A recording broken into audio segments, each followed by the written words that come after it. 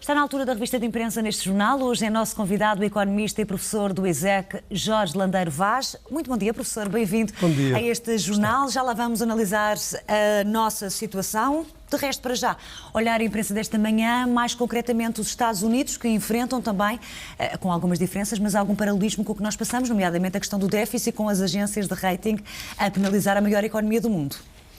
Sim, eu julgo que isso é uma notícia de caixa alta, como se costuma dizer, porque de facto... Diário Económico, não é? Diário Económico, na página 20, em que tem divisão política, leva Standard & Poor's a desconfiar da economia dos Estados Unidos. E de facto, esta agência de rating classificou ontem pela primeira vez com um outlook negativo a economia norte-americana. Isto é realmente uma grande notícia, porque ainda há pouquíssimo tempo o FMI vinha dizendo que o próprio FMI vinha dizendo, e alguns comentaristas, analistas, vinham dizendo que os Estados Unidos e o Reino Unido estavam, apesar de terem problemas de dívida e de déficit, estavam ao abrigo das críticas ou dos ratings, das notações das agências de rating. Então, e o que é que isto quer dizer? Que análise faz ao facto de nem os Estados Unidos estarem, de facto, a salvo das agências de rating, as agências financeiras? Exatamente. Os Estados Unidos não estão a salvo das agências de rating. Neste momento, o mundo ocidental, todo ele, não está a salvo das agências de rating. Porque as agências de rating funcionam no interesse principal dos investidores. E nós falamos do capitalismo, mas hoje não há um capitalismo, há vários capitalismos. E o capitalismo dos grandes bancos de investimento é um capitalismo que investe muitíssimo nos derivados. Qual é o benefício em termos deste capitalismo, desta desvalorização do rating dos Estados Unidos? É que os credit default swaps imediatamente ganharam bilhões. Imediatamente houve aqui um ganho nos mercados de derivados de bilhões. Obviamente que logo a seguir tivemos quase um episódio muito interessante, porque a Moody's logo a seguir veio defender a economia americana e a capacidade da economia americana e da gestão da administração Obama ser capaz de controlar a dívida e de ter bons resultados. Ou seja, duas agências de rating... Têm opiniões completamente diferentes, não é? Na análise que fazem. Mas o efeito sobre as bolsas americanas e sobre as bolsas mundiais, com o outlook negativo da Standard & Poor's, levou a que todas as bolsas mundiais, bolsas de valores, caíssem na ordem dos 2%, incluindo as bolsas americanas e as bolsas europeias. Mas a nível dos Estados Unidos, o grande problema é, tal um pouco como nós, o facto de ter um déficit muito elevado, ou também por haver aqui um Congresso, neste caso um Congresso norte-americano, muito dividido em relação às políticas que devem ser seguidas para controlar esse mesmo déficit? Sim, ou tudo junto? Sim, exatamente. Quer dizer, há as questões políticas que estão aqui presentes, naturalmente, e a dívida e o déficit americano são também, digamos, bola de ping-pong entre o Partido Republicano e o Partido Democrata. Mas, de facto, a economia americana também passa ela por grandes transformações. E o capitalismo industrial americano, que é um capitalismo que está em decadência, porque os Estados Unidos estão tirando as indústrias militares, enfim, e indústrias de ponta, como é o caso das indústrias dos sistemas ligados aos sistemas de informação, etc., etc., serem baseadas na inovação, serem bastante... mas todas as indústrias, digamos, tradicionais, estão em retrocesso. Agora, o capitalismo financeiro americano, esse neste momento comanda as operações. E as agências de rating, a grande crítica que se faz às agências de rating é que são os interesses dos investidores.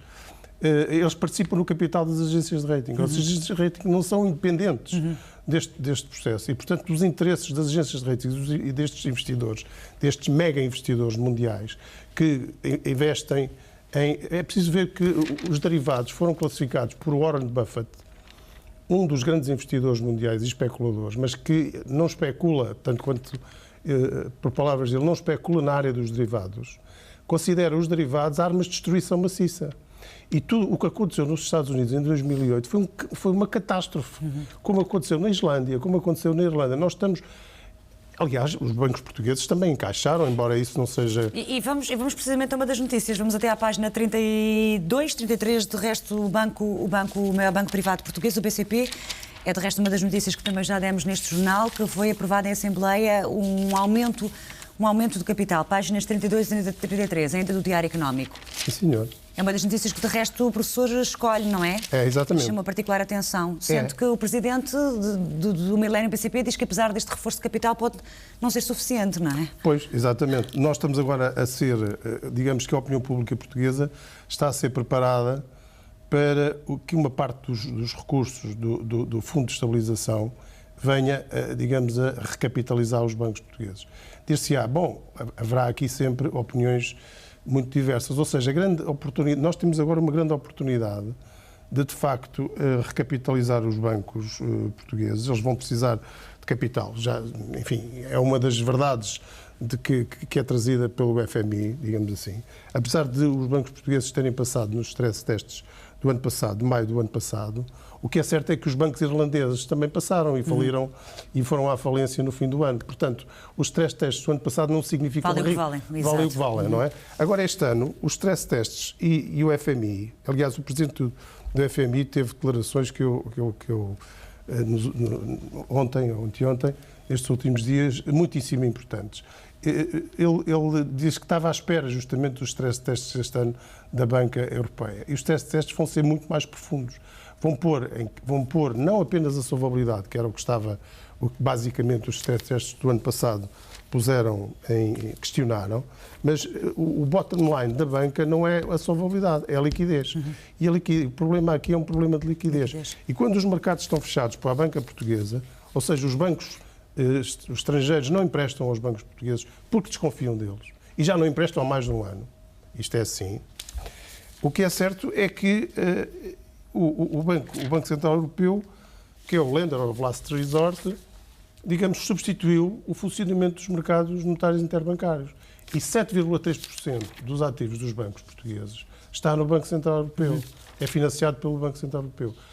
Ou seja, este pacote de ajuda vai limpar ou vai transferir esses créditos do Banco Central Europeu para este fundo que está agora constituído. Uma parte dele são 41 mil milhões de euros que estão, neste momento, emprestados e que representam 11% da liquidez cedida pelo BCE na União Europeia. Veja, isso é um volume extraordinário. E vamos a outras contas. De resto, a outro jornal, o Jornal I, escreve que, de alguma forma, as dificuldades que a Grécia está a atravessar podem dar alguma força a ajudar Portugal nas negociações com a Troika. É também essa a sua perspectiva?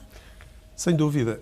Aliás, essa perspectiva, digamos que já emiti aqui essa opinião, julgo, que de facto o tempo talvez tenha favorecido, ao contrário de outras opiniões, tenha favorecido as condições de financiamento.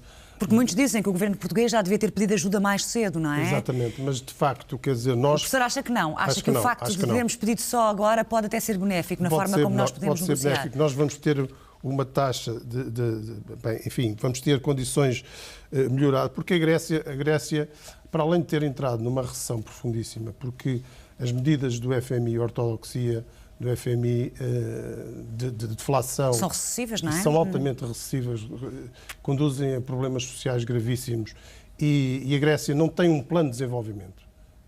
O grande problema aqui é que nós só estamos a usar medidas contracionistas. E acha que nós corremos também esse risco? Espero que... Aí está outra coisa em que eu discordo também da opinião mais geral de que os governantes portugueses e, enfim, os partidos, etc., que estão envolvidos nestas negociações, não têm espaço de manobra e não têm um papel e que vão assinar de cruz. Eu acho que não devem assinar de cruz. Porque é a grande oportunidade. Tem alguns partidos de esquerda a recusarem fazer parte dessas negociações, até temos esses partidos de esquerda a recusarem, mas isso, enfim, também aí nós precisamos desse dinheiro para comprar o trigo, para comprar o petróleo, para comprar... Nós sem esse dinheiro, o país imediatamente parava. Quer dizer... Até nesta altura não havia outra alternativa, não há outra alternativa, senão o financiamento. Não há outra, não há. Professor Jorge Landeiro Vaz, foi um prazer tê-lo neste Jornal das 10, na leitura dos jornais